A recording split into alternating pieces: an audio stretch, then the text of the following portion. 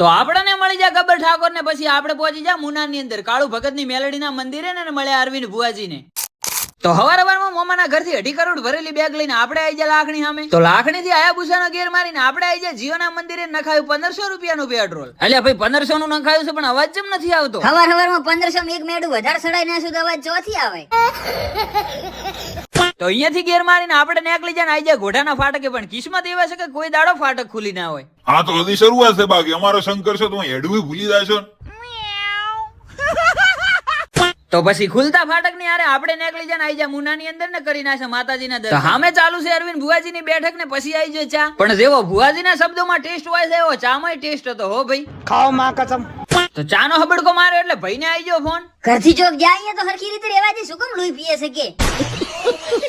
તો ઓખો આડે નાકના ટેરુઆ ઉપર ચશ્મા તો તમે ઘણા જોયે છે પણ આ જુઓ. ये बाबूराव का स्टाइल है.